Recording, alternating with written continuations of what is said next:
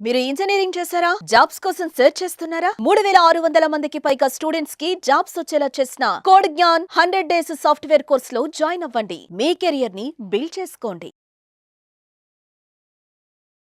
నమస్కారం ప్రియా చౌదరి గారు. నమస్తే అమ్మా. సెక్షువల్ లైఫ్ మాత్రమే అక్రమ సంబంధాలకు దారితీస్తుందా? అది కేవలము పిన్ పాయింట్. ఓకే, అదొక్కటే కాదు. నేను నీకు ఒకటి స్పష్టంగా చెప్తాను ఏంటంటే, ఒక మనిషికి ఎన్నో అవసరాలు ఉంటాయి. అవసరాలు ఏ అవసరం? అది శారీరక అవసరం ఉంటే శారీరక అవసరం 5 నిమిషాలు. దానికి మించినవి ఉంటాయి. మోరల్ సపోర్ట్ తీసుకో, ఆర్థిక పరమైనటువంటి అవసరాలు తీసుకో, ఎన్నో తీగలు ఉంటాయి. ఎన్నో it is just like a spider web. అర్థమైందా? సాలే గూడు అక్రమ సంబంధం అనేది అని మీరు అనవచ్చు. దాంట్లో ఒకసారి పోతే దాని నుంచి బయటికి రావడం అనేది చాలా కష్టం. ఎందుకు అంటే అది కేవలము మీరన్నట్టు శారీరక సంబంధం ఒక్కటే కాదు నాగరాజు, దాని చుట్టూ ఎమోషనల్ డ్రామాలు బోల్డ్ నడుస్తాయి. భయంకరమైన ఎమోషనల్ డ్రామాలు నడుస్తాయి. ఆ ఎమోషనల్ డ్రామాలు ఆర్థిక పరమైనటువంటి అంశాలతో కూడుకున్నవి అవుతాయి. అలాగే ఒక మనిషికి ఇంకొక మనిషి సపోర్ట్ కావాల్సి వచ్చి నప్పుడు కూడా, ఈ మనిషి సపోర్ట్ అవసరం ఉందనుకున్నప్పుడు కూడా వాళ్ళని ఒక ఎమోషనల్ దీంట్లోకి ఒక వల వేసేస్తారు. ఆ ఎమోషనల్ వల నుంచి ఆర్థిక పరమైనటువంటిది రావచ్చు, లేదా అక్కడి నుంచి ఇంకొకటి ఫిజికల్ నీడ్ రావచ్చు. ఇలా ఎన్నో ఎన్నో ఎన్నో ఎన్నో విషయాలు దాని చుట్టూ భయంకరంగా అల్లేసుకొని ఉంటాయి. వెనక్కి తిరిగి చూసుకుంటే ప్రపంచానికి కనపడేది ఏంటంటే, అక్రమ సంబంధం అనగానే శారీరక సంబంధాలు మాత్రమే కనిపిస్తాయి. కానీ శారీరక సంబంధాలు వెనక ఈ శారీరక సంబంధం అనేది ఒక అసంతృప్తి నుంచి పుడుతుంది. ఏ అసంతృప్తి? అది భర్తతో భార్యకి కానీ, భార్యతో భర్తకి కానీ కేవలం శరీరానికి సంబంధించిన అసంతృప్తి మాత్రమే కాదు, ఆర్థిక పరమైనటువంటి అసంతృప్తి, మానసిక పరమైనటువంటి ఒక తోడు, ఒక ఫ్రెండ్గా ఉండేటటువంటి తోడు, తనకి మోరల్ సపోర్ట్ ఇచ్చేటటువంటి తోడు ఎప్పుడైతే కోల్పోతారో అది ఆ అసంతృప్తి నుంచి మొదలయ్యేటటువంటిది. అలాగే తనను తాను ఆత్మన్యూనత భావానికి గురి చేసేటటువంటి ప్రపంచం ఒకటి ఉందనుకుందాం. ఆ చుట్టూ ఉన్నటువంటి మనుషుల నుంచి కూడా ఇతను తనను తాను ప్రొటెక్ట్ చేసుకోవడానికి ఒక పాజిటివ్ వెర్షన్లోకి వెళ్ళినప్పుడు, ఆ పాజిటివ్ వెర్షన్ ఎవరైతే చూస్తారో, ఆడగాని మగగాని, వాళ్ళిద్దరి మధ్య ఒక బాండింగ్ ఏర్పడాలి అని అంటే దానికి సూత్రం ఏంటి? మొదటి మెట్టు ఏంటి? శారీరక సంబంధం. ఓకే, అక్రమ సంబంధము అనేటటువంటి విషయాన్ని తీసుకుంటే మళ్ళీ ఇందులో నేరపూరితమైనటువంటి ఆలోచనలు ఉంటాయి, నేరపూరితమైనటువంటి చర్యలు ఉంటాయి. Both sides of the coin. ఈ అక్రమ సంబంధం అనేటటువంటి ఒక కాయిన్కి both sides of the coin ఒకటి ఉంటుంది. ఏంటంటే, ఒకవైపు ఆర్థిక అవసరాలు తీసుకో, మానసిక పరమైనటువంటి సపోర్ట్ తీసుకో, లేకపోతే ఇంకేదైనా అసంతృప్తి, తన యొక్క గోడు వెళ్ళబోసుకోవడానికి ఒక మనిషి కావాలి, తనను ఓదార్చడానికి ఒక మనిషి కావాలి, మానసిక పరమైనటువంటి ఆ ఓదార్పుని తెచ్చుకోవడానికి ఒక షోల్డర్ని చూసుకోవడానికి, ఇవన్నీ ఒక్క కారణాలైతే ఆర్థిక సంబంధాలు. అటువైపున నేరపూరితమైనటువంటి చర్యలు కొన్ని ఉంటాయి. ఏంటి అనంటే, బలవంతంగా వాళ్ళని వీళ్ళు యూజ్ చేసుకోవటం. అది కూడా 2 విషయాలు ఉంటాయి అక్కడ. ఏంటంటే, కమర్షియల్గా ఆర్థికపరమైనటువంటి విషయాలు, కమర్షియల్గా ఆర్థికపరమైనటువంటి విషయాలు తీసుకోండి, లేకపోతే వాళ్ళకి సొంత పనుల కోసం వీళ్ళని వాళ్ళు అడాప్ట్ చేసుకోవడము, అంటే వీళ్ళతోటి వాళ్ళు ఆ రిలేషన్ ఏర్పాటు చేసుకోవడం అనేది జరుగుతుంది. అది ఎప్పుడు చాలా డేంజరస్ సిచ్యువేషన్సే నాగరాజు. ఎందుకు అనంటే, పెళ్ళి అనేది అది సమాజం ఒప్పుకున్నటువంటి బంధము. ఇది ఇల్లీగల్ అక్రమ సంబంధం అనేటటువంటిది ఎప్పుడు కూడా, నేను ఎప్పుడు కూడా ఒక మాట చెప్తూ ఉంటాను నీకు, నువ్వు ఏదన్నా చేయవయ్యా, ప్రకృతి పక్కవాడికి ఇబ్బంది కలగకుండా ఏమైనా చేసుకో అంట. ఇక్కడ ప్రకృతి పక్కవాడి ఇబ్బంది కలగటం అంటే ఏంటి అనంటే, నువ్వు అక్రమ సంబంధం ఏర్పరచుకున్న మహిళతో కానీ, లేకపోతే ఆడవాళ్ళు అక్రమ సంబంధం ఏర్పరచుకున్నటువంటి మగవాళ్లతోటి కానీ, వాళ్ళ కుటుంబానికి నువ్వు ఏ విధమైనటువంటి చెడు చేయొద్దు, వాళ్ళ కుటుంబంలో ఎలాంటి కొలతలు నువ్వు రానివ్వద్దు, వాళ్ళని అసలు నీ వల్ల ఎవరూ కూడా పక్కవాడు బాధపడద్దు. అంటే ఆ పక్కవాడు వాడి కుటుంబం కావచ్చు, లేకపోతే ఆమె కుటుంబం కావచ్చు, ఆమె భర్త కావచ్చు, లేదా అతని భార్య కావచ్చు. ప్రకృతికి ఇబ్బంది కలగొద్దు. నువ్వు పక్కన పెట్టుకొని లివింగ్ టుగెదర్ అని చెప్పేసి అని, లేకపోతే ఇంకొకటి నా ఇష్టము నా స్వేచ్ఛ అనుకుని నువ్వు రోజుకొకళ్ళతోటి నువ్వు గడుపుతూ ఉన్నావు, ఆడైనా సరే మగైనా సరే. నిన్ను ఇన్స్పిరేషన్గా తీసుకుని యువత మొత్తం అంతా కూడా వ్యవస్థనే పట్ల నమ్మకం పోయి నీ జీవితమే కరెక్ట్ అనుకొని ఆ జీవితాన్ని ఆదర్శంగా తీసుకుంటే ఏ ఇంటో ఏ ఒక్క సంసారము నిలబడదు సరికదా, ఏ ఒక్క తల్లిదండ్రుల్ని ఏ ఒక్క పిల్లలు విలువలతో చూడరు సరికదా. వ్యవస్థ మొత్తం ఇలాగే నాశనం అయిపోతే దాన్ని నువ్వు ప్రకృతిని నాశనం చేసినట్టు కాదా? Emotional, social and psychological, economical ఒక మనిషిని ట్రాప్ చేసి నీట్గా ప్యాక్ చేసి పక్కన పెట్టుకోవటం. ఎగ్జాక్ట్లీ ఇది ఎగ్జాక్ట్లీ ఎలా ఇప్పుడు అంటే ఆ ఒక్క మనిషి పక్కన ఉండటం వల్ల ప్రపంచంతో సంబంధం లేదు. ఎందుకంటే లేదండి. కష్టపడి పని చేయించుకోవాల్సిన అవసరం ఇక్కడ లేదు. ఇంకొక విషయం చెప్పొచ్చు నాగరాజు. ఇప్పుడు ఒక అమ్మకి ఆర్థికపరమైనటువంటి ఇది కావాలి, సపోర్ట్ కావాలి. భర్త సంపాదించలేడు, భర్త ఇవ్వలేడు. అలాగని చెప్పేసి భర్త నుంచి ఈమె వేరు పడిపోయి ఉండడానికి భర్త సహకరించడు. భర్త ఒక విధమైనటువంటి స్వేచ్ఛనిచ్చేశాడు. నీ ఇష్టం వచ్చినట్టు బ్రతుకు, నీ బ్రతుకు అడ్డం రాను, కానీ నువ్వు మాత్రం నన్ను వదిలిపెట్టి వెళ్ళొద్దు, నీ ఇష్టము, నువ్వు ఏదన్నా సరే నేను కొడతాను అని అంటాడు. ఈ అమ్మాయి కూడా ఏమంటదంటే సమాజానికి ఒక మొగుడు అనేటటువంటి వాడు ఒకడు కావాలి కాబట్టి, వాడు అనేటటువంటి వాడిని చూపించాలి కాబట్టి, వాడుంటే నేను ఏవైనా చేయొచ్చు, ఎందుకంటే నా భర్త నాకు సపోర్ట్ ఉన్నాడు కాబట్టి నేను ఏదైనా చేసుకోవచ్చు అనేటటువంటి ఒక కారణంతో ఈ అమ్మాయి కూర్చొని ఈ అమ్మాయి ఉన్న చోటికి పొద్దున ఒకడు, మధ్యాహ్నం ఒకడు, సాయంత్రం ఒకడు వచ్చిపోతా ఉన్నాడు. ఈ అమ్మాయికి ఇక్కడ ఆర్థిక పరిస్థితులు కావచ్చు, శారీరకపరమైనటువంటి పరిస్థితులు కావచ్చు, ఏ విషయమైనటువంటి బంధాలైనా సరే కావచ్చు. ఇది మనము పక్కన సంసారాలు ఉన్నాయి, పక్కన పిల్లలు ఉన్నారు, చిన్న పిల్లలు ఉన్నారు, ఆడపిల్లలు ఉన్నారు, పసిపిల్లలు ఉన్నారు, ఏ వయసుకు వచ్చినటువంటి మగపిల్లలు ఉన్నారు. ఆ వయసులో ఉన్నటువంటి మగపిల్లలు ఈ చర్యలను చూసినప్పుడు ఎప్పుడు తర్వాత నా వంతు ఎప్పుడు వస్తుంది అని ఎదురు చూసేటటువంటి క్షణాలు ఉన్నాయి. ఇలాంటి కేసుల్లో నేను చూశాను. చుట్టుపక్కల ఉన్నటువంటి ఆ యొక్క వయసులో ఉన్నటువంటి మగపిల్లల్ని కూడా ఇలాంటి రొంపిలోకి లాగి వాళ్ళ జీవితాలని నాశనం చేసి వాళ్ళని నాశనం చేసినటువంటి ఆడవాళ్ళని నేను చూశాను. అలాగే ఇదే ఆడవాళ్ళని చూసిన తర్వాత ఇంకొక ఆడపిల్లలు ఈ జీవితాలని చూసి జీవితం అంటే ఏముంది, ఎలాగైనా బతకచ్చు, ఎందుకంటే ఇక్కడ స్వేచ్ఛ ఉంది. ఆ స్వేచ్ఛని చూసి అట్రాక్ట్ అయ్యేటటువంటి క్షణాలు చాలా ఉన్నాయి. సో ఇది ఏం మాట్లాడుతుంది, నా బోటిది ఏదన్నా ఒళ్ళు మండింది ఏదన్నా మాట్లాడింది అనుకో, ఇది ఏం చెప్తుంది ప్రపంచానికి, నా మొగుడికే అభ్యంతరం లేదు నువ్వెవరివి మాట్లాడడానికి. సుప్రీంకోర్టు నాకు ఇచ్చింది, నా ఇష్టం, నేను ఎవరితోటైనా తిరుగుతాను, నేనేమైనా చేస్తాను, నేనేమైనా చెందుతాను. ఒరే నాయన ఇదేంట్రా బాబు అని పక్కన వాళ్ళని ఏమన్నా అడిగితే, ఏమండి ఆవిడ ఇంట్లో తలుపులు మూసుకొని చేసేదానికి మేమెవరం దానికి అభ్యంతరం చెప్పడానికి కష్టమండి అని మాట్లాడతారు. ఎందుకంటే ఎవరికి వాళ్ళు ఆ ప్లేస్ నాకు ఎప్పుడు వస్తుందా, ఆ ఛాన్స్ నాకు ఎప్పుడు వస్తుందా అని ఎదురు చూసేవాళ్ళు అనుకుందామా, లేకపోతే సమాజం పట్ల బాధ్యతారాహిత్యమైనటువంటి మనుషులు అనుకుందామా, లేదా అక్రమ సంబంధము, ఈవిడ అక్రమ సంబంధం అనదు, వచ్చిపోయేవాడు కూడా అక్రమ సంబంధం అనడు, చూసేవాడు కూడా అక్రమ సంబంధం అనడు.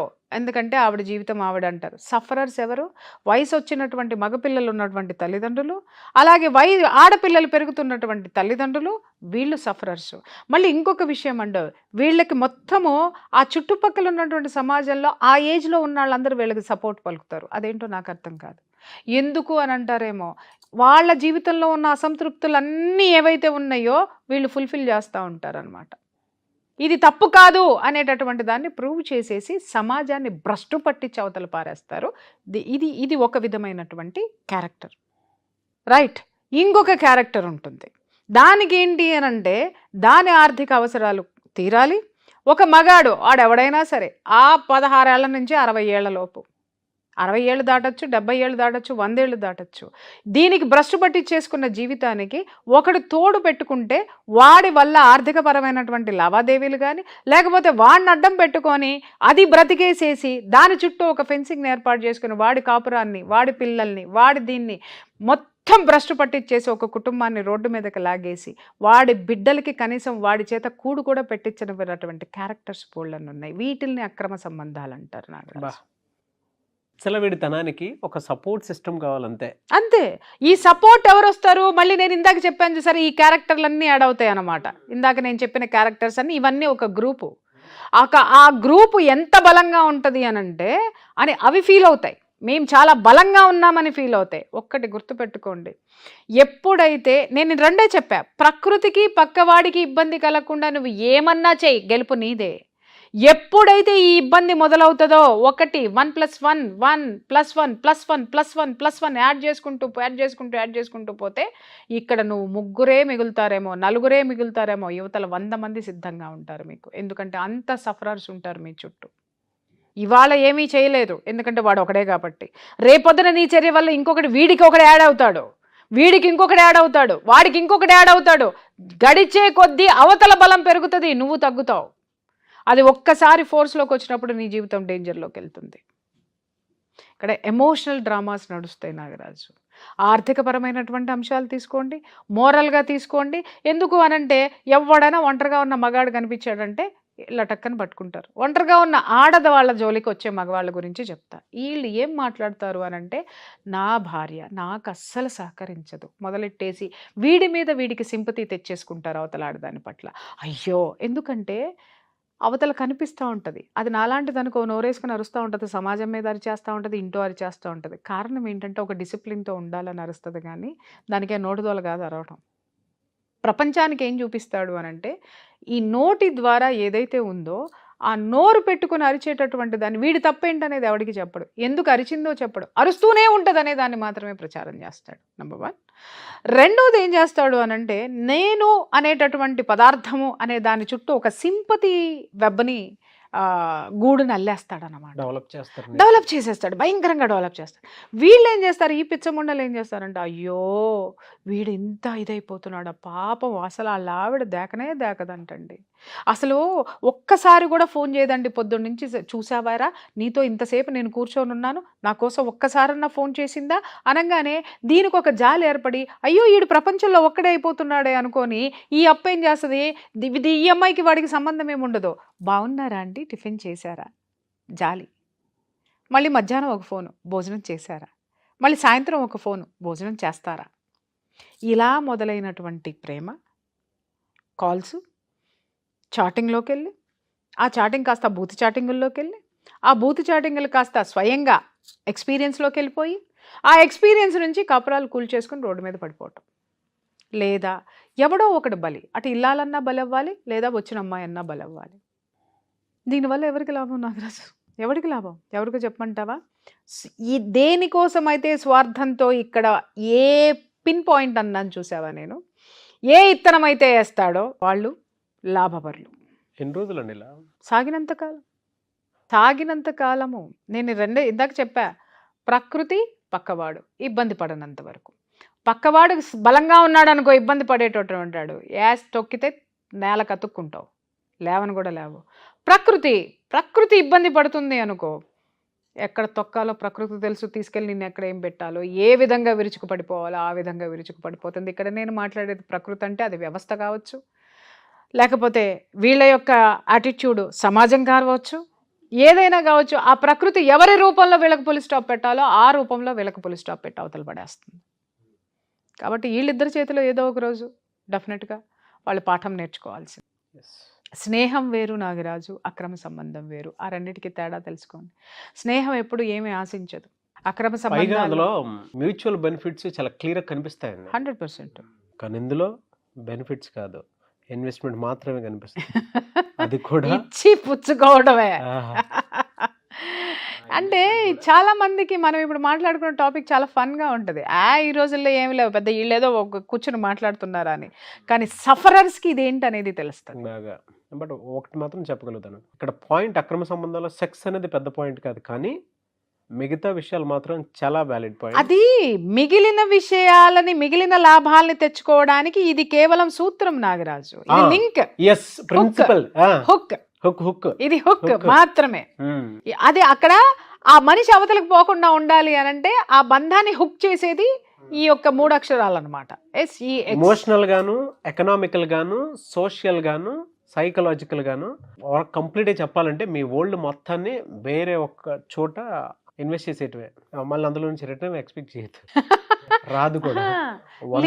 లేదు రిటర్న్ పొందాలనుకునే వాళ్ళు స్కెచ్ చేస్తే పొందేస్తారు, వాళ్ళకి అవతల వాడు పోగొట్టుకున్న వాడికి ఆఖరిలో కానీ అర్థం కాదు, ఇది ఏం జరిగిందిరా, ఇటు చూస్తే పర్వాలేదులే నా పెళ్ళాన్ని ఎట్టకైనా నోరు మూయించవచ్చు అనుకుంటే అది ఏకు మేకయ్యింది, పెళ్ళాం దొబ్బింది, పెళ్ళాం 4 బాధింది, లేదా ఉన్నవన్నీ ఊడ్చుకుని పోయింది, ఇటు చూస్తేనేమి ఇది ఒరే నువ్వు కాకపోతే ఇంకొకడు ఉన్నాడురా నాకని ఇది పోయింది.